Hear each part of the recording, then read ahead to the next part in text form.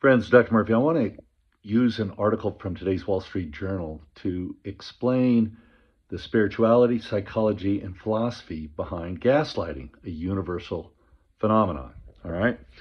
So, Barton Swain, excellent author, writes the point of the Exodus story isn't to analyze the psychology of dictators, but the Bible's histories often reveal patterns of human behavior so recognizable as to seem ripped from yesterday's headlines. Mr. Putin isn't the first tyrant to brutalize a people for his own twisted reasons.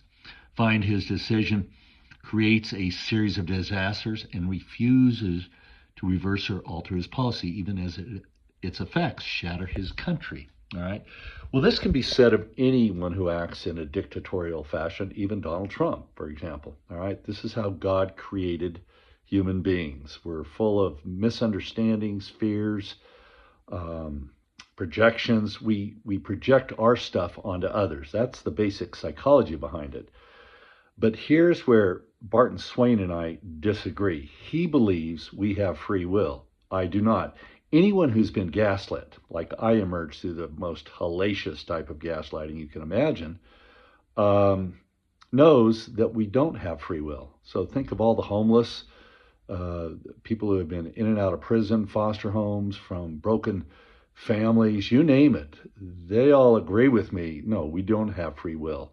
We go through these sufferings God puts before us in this planet, and then God helps pull us through this. But here's where I can tell where this author and I disagree.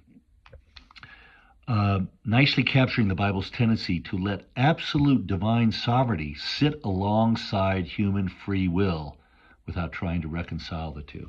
So many people who have lived what I call charmed lives, they haven't been gaslit, believe we have free will.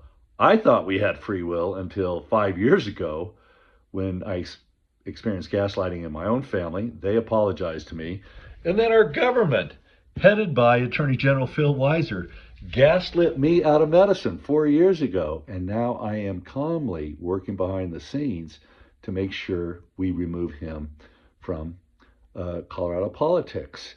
And I think one of the lessons here is that those adults who really do harmful things eventually face the consequences. All right.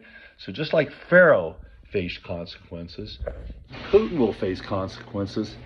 So will Phil Weiser. All right. This was in God's plan.